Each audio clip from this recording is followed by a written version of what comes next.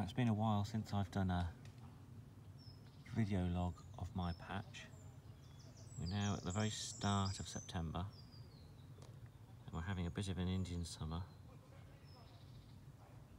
It's nice and warm, sun's out. The last couple of weeks have been quite quiet in terms of bird numbers as the summer migrants start to leave and the winter migrants have yet to arrive. I'll show you in a minute. The farmer's tilled the land. He harvested very early this year. He's also cut the water meadow.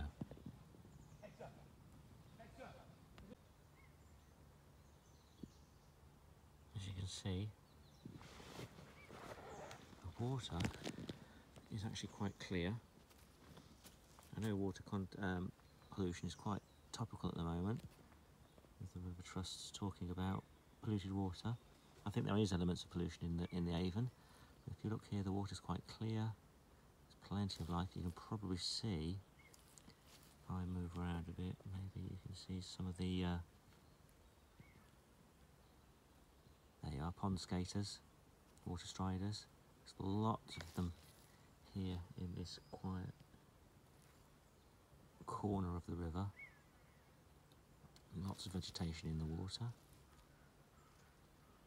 Good food for the fish. Not too many around at the minute. This is always very interesting. You see all the roots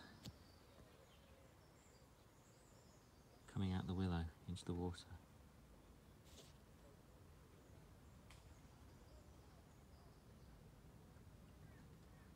There's been a few tree falls over the winter. As usual down here, there's usually one or two. A lot of the alders are falling, they're getting quite old. Doesn't seem to be many new alders coming up through though. But it does make for a very wild river in many respects. It's not particularly navigable even by canoe, but it means there's lots of shade, lots of cover for all sorts of species. There's lots of branches, overhanging branches for the kingfish to sit on. Lots of places for the fish to skulk and spawn in.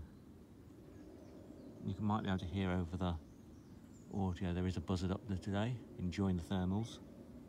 It's not one of the youngsters. I'll see if I can put in a photo. It looks like an adult going through either a molt or he's definitely lost a lot of feathers during the season. Right, so here we are. Here we are back on the main field. As you can see, the farmer hasn't really ploughed deeply the field. He doesn't seem to do that anymore. There's a lot to be said for not turning the soil over too much in terms of fertility and productivity. He's trimmed the edges, so there's a nice broad path for people to walk along. You should perhaps do that a bit more often in the growing season so it doesn't encroach too much onto his crops, because sometimes it does. And as you can see here, the main water meadow has been completely cut back.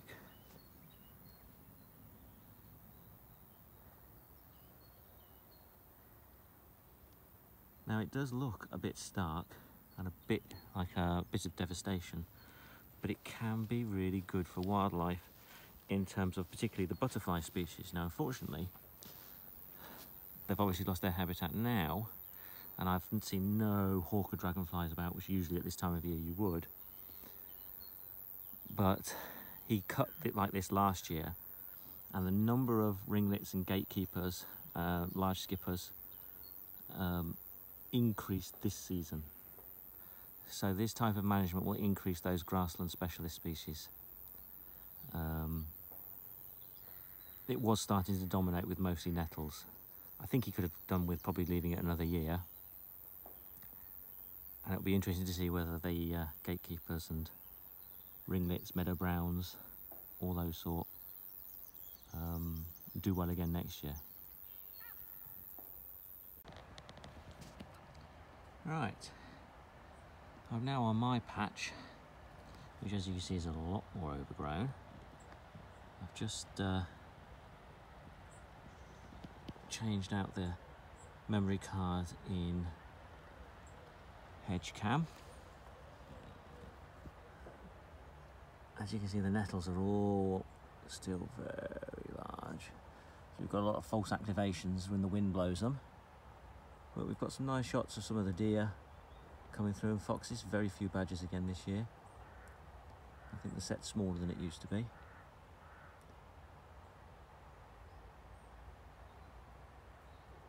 You might just be able to hear the river in the background.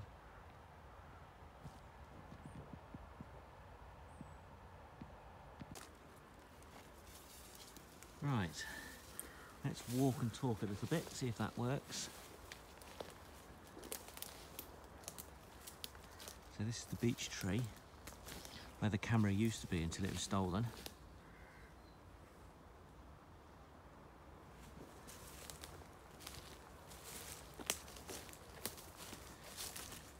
So it's still quite wooded, this bit, but you'll see the difference in a second when we come out from this little bit of clump of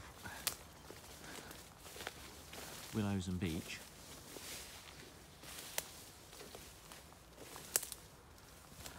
You can see a complete encroachment of nettles. Now this is what was happening on the water meadow that's now being cut. So we have lost a lot of diversity. You can see that although it looks like one big nettle bed, you can see down here we've got forget-me-not. There is mint as well. That's a bit hard to see now, it's not in flower. This reed-like looking thing, this is water iris, yellow flag iris. And here, this is interesting. Oh, there's the mint. There's the mint. I have to be quite careful. We might, if we're lucky, see the deer. But of course, they always see us long before we see them. Now, we've got two balsams here. So we've got the dreaded Himalayan balsam, which, although very pretty, is completely invasive. Takes over everywhere. It's got these seed pods. I don't think this one's got seed pods ready to go yet. No. Scatter seed everywhere. Very difficult to get rid of.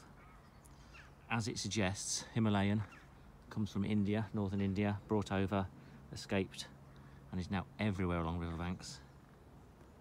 It's great for bees. Bees love it, but it does take over. And what we have here is the native balsam, orange balsam. So this is what should be here. And I'm lucky enough to have this sort of scattered sporadically across the patch. That is in no way the same as Himalayan balsam. It doesn't spread, it doesn't take over, it fits in. And I think it's just as nice. The orange is fiery orange, and you get that lovely red pattern on the inside of the trumpet. You can hear all sorts of little birds about. There's lots of blue tits and great tits about. Breeding season was quite good for them. Slightly better for the blue tit than the great tit. This is an old felter. This shows you how quickly willow re-establishes itself. So this is the established tree, and over time it splits as it does.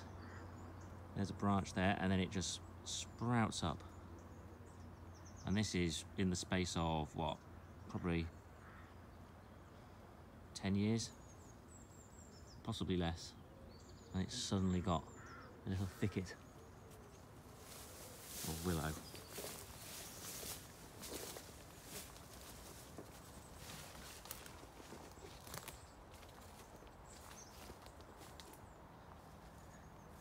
And now I'm going to shut you off briefly. Oh, I can hear long-tailed tits. They're over there somewhere in that tree line, which is along the edge of the backwater. Can't see them. Oh, they might be in the top of the trees. Let's see if we can. There's also a hawker about. Oh, and a kingfisher calling. No, right. As you can see, I've got a lot of nettles to wade through, so I'm going to stop recording for the moment. Right, here we are. Here's an example of a Himalayan balsam in full growth. If we look here, we can see a bee sneaking in for some nectar and getting the pollen. And if you look at the top here, you've got the seed pods. Now I wonder if this will work. So the seed pods have an explosive mechanism. See that? They just get tapped. Oh, that's not ready. That looks ready to go. And it explodes. Scatter the seed wide. When they're really ripe, even just rain falling on them will set them off. It's a great way for spreading seeds, and it's one of the reasons why they do so well. And then of course, when this land floods, the seeds are carried further downriver and it sets up.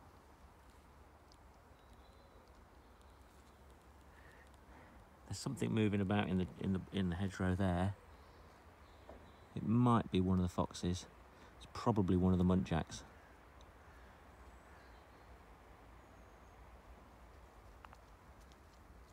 This year we've had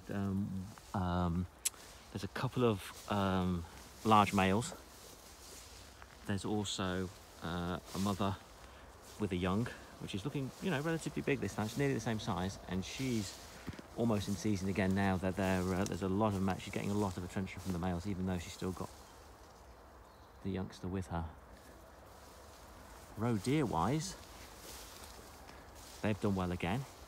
So the female, oh, that's one of them. That's one of the roe deer, almost certainly. She's, like last year, she had twins. Last year's twins have stayed around, but they've not stayed there. She sort of pushed them out towards that water meadow is. And then we've got two bucks, 3-prong and 2-prong, which is not very imaginatively named, I know, but 3-prong is the dominant. He's got 3 spines to his antlers. And 2-prong, guess what, has 2 prongs. Ah, now this is interesting. I don't know if we'll be able to catch this. But, first hornet of the year. Now, last year, we had an awful lot of hornets. I was counting, at this point, 10 or 20 in this area. So I think they obviously had a nest somewhere around here. I was a bit worried for the wild honeybee nest, that the feral bee nest that we'd got, but they seem to be okay. But that's the first hornet I've seen this year.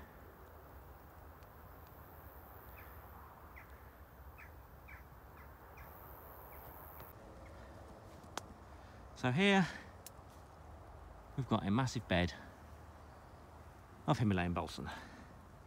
Now I hand pulled, which is what you're supposed to do for removing Himalayan balsam. I hand pulled this area last year. But it just goes to show how many seeds are left in the seed bank just to come up. And what happened this year is because it had taken up so much space, and when I pulled it, obviously the void needed to be filled. What we ended up with this year is this section here, which has changed a bit into a nice thistle bed, which isn't so great for walking through because it goes through my clothes like anything. Oh, is that a white throat? I think that was a white throat. They're still here. They haven't yet gone on migration. I can hear a great spotted woodpecker. Chiff chaff. But this thistle bed was great for the butterflies, covered in white. This was early in the year. A couple of holly blues, the commas that had hatched off the nettles and brambles. It's a good place to see them as well.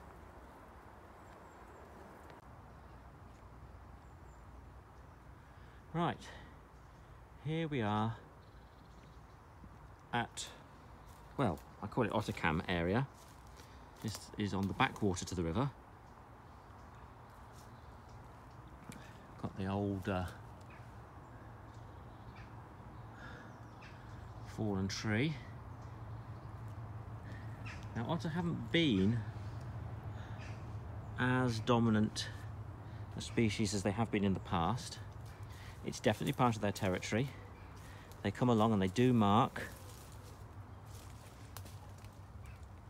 but I don't think they necessarily breed here. Whenever we see couples, and we have seen couples, I've seen mating behaviour between a male and a female. I've seen a female with quite a large youngster. So I think they're not necessarily breeding here, but it's part of a territory. There you can see otter cam. And the roe deer love it here. They like nothing better than sitting here in the shade and just resting. In fact, it's very difficult to see, but if you look here, I wonder if I can get a stick to point it out.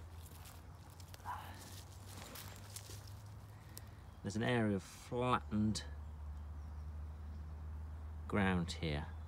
A couple of leaves, but if you look at it, if you look for comparison, so that is that area there, and then there's this area here. That should look like that. What you've got here is a deer form, so the deer would have sat here, it would have pulled this stuff out of the way a little bit, and then sat here. Probably had a very short snooze. We'll see if we pick that up when I'll go through the camera findings. A few footprints. Sometimes see mice along here. They live in this tree stump. What tree? We've also got a pair of black mink. I don't know whether they use this, but they definitely love running around this this stump. This is one of the places to see the fox as well. Quite often the fox will come through and potter by. Every now and again, probably about once a week, we get a badger.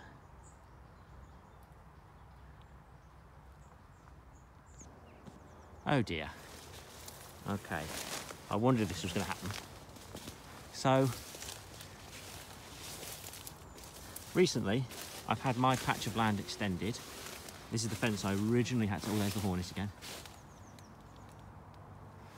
Recently had, well, within the last year or so, my land extended. So this fence is where it used to end, and now it runs all the way to basically where you can see that hedge line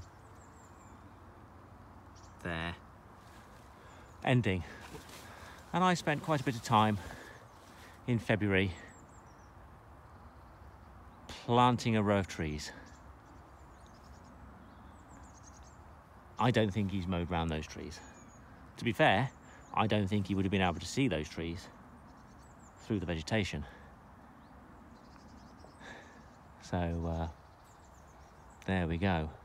There were also a number of, you see here, you've got a tree standing out in the middle there. There were at least 2 or 3 more in that area. I also wonder how this might affect my roe deer. They use this as a lot of cover. In fact, it's more than likely that when the twins were born, when this was all covered grassland and tracks everywhere, and I'm almost certain that the young were left here whilst the female went and fed. They feel very exposed in open ground like this, so they might not be moving so much. It'll be interesting when I go and look at Ottercam, which is a place which they like to go and shelter, whether they're picked up as much. I mean, they can still move along the hedge line, and the little copse over there is a favourite resting point. It is quiet, no public come down here. There is room for, there are fishermen, but it's been so overgrown that it's basically only me that tramps around here. And in some respects, I'd like to think they've got a little bit acclimatised to me. Got a few gulls circling, mostly blackheads. If you'd ploughed the field, we'd have got herring gulls, and we've got a few lesser black gulls.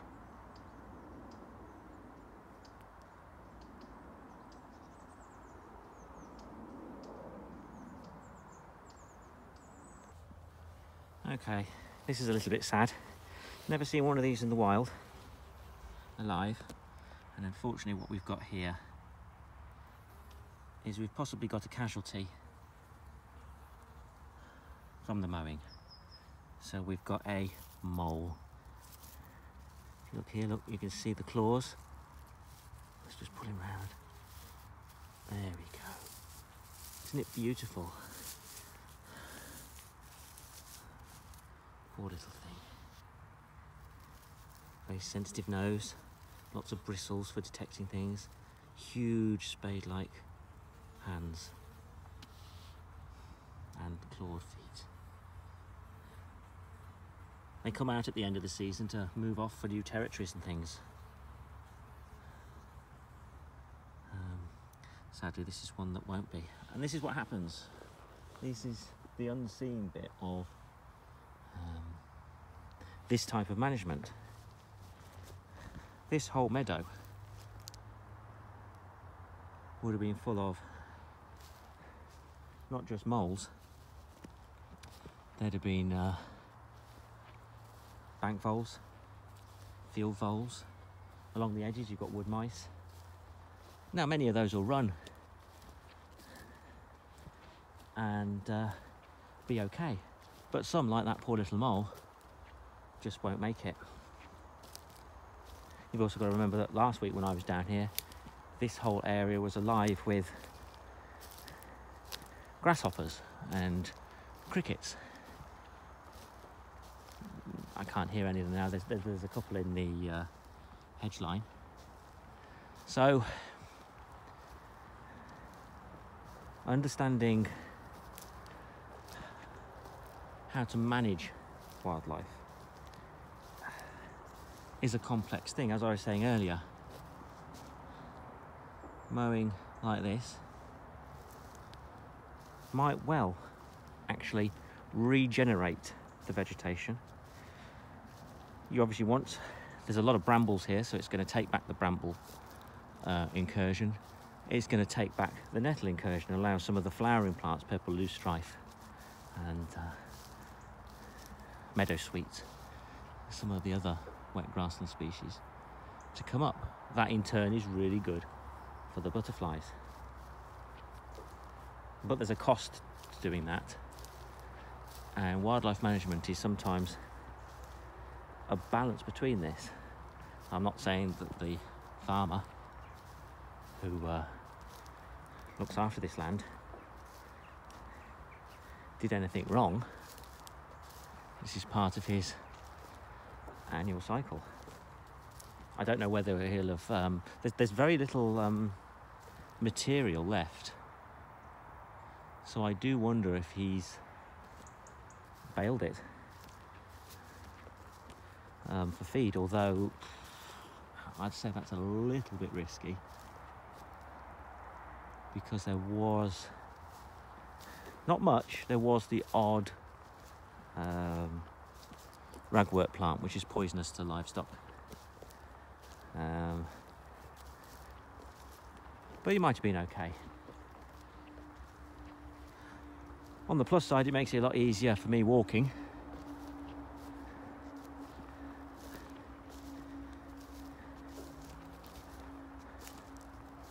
And it might be interesting to put out a camera now. I've got a better field of view across this area to try and see what exactly is still moving through.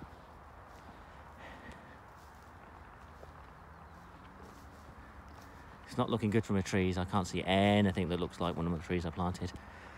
I really can't imagine he'd have gone round them. I mean, I did plant, I think it was over 100. They're only whips as well. I was expecting some attrition. Oh, there's a red admiral. I was expecting some attrition, and I did get some attrition from the roe deer and muntjac nibbling the shoots. But I didn't expect this, has to be said.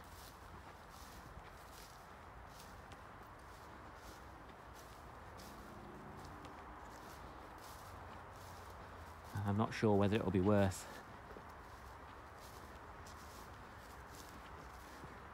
doing it again. Or if I do, perhaps I need to be sensible and let the farmer know I've done it, so he doesn't chop them into itty bitty pieces.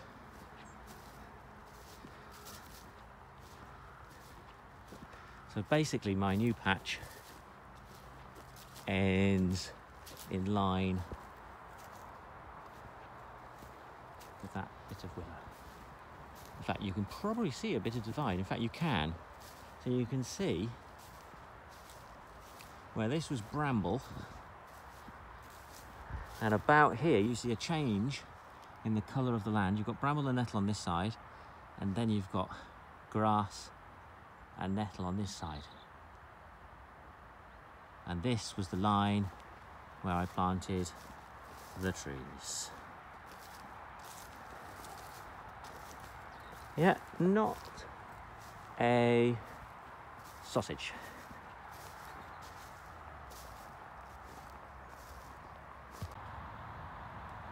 Right, back at the river proper now. You can hear the A46 and the Cov Road. Lots of vegetation in this stretch in the river.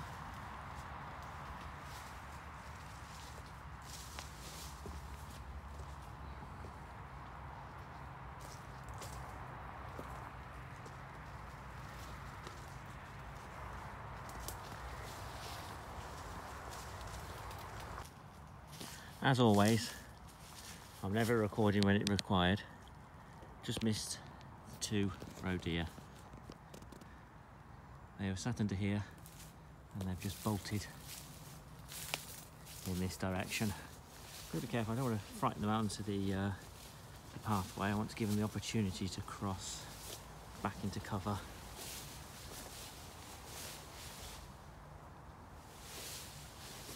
But they've bolted off along this way. Huge rate of knots. Right thing to do if they don't know who I am.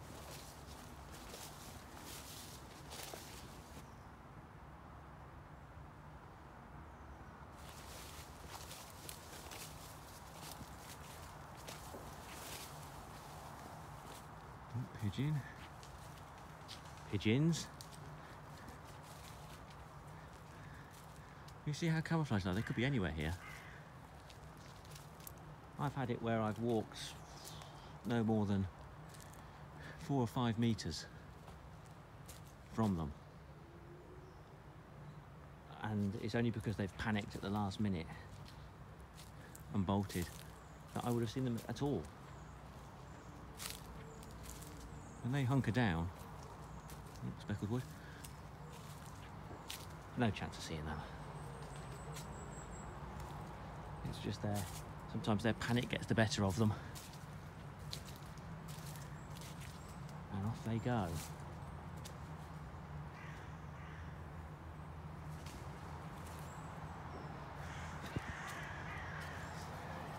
This is, still a banded agrion about, banded demoiselle.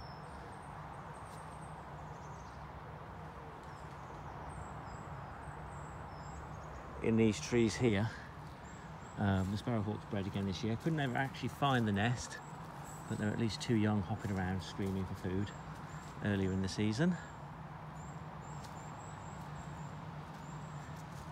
They're not here today, but the swans, who had 3 cygnets, they like to haul out here and rest up. It's not so bad now. There used to be hundreds of feathers.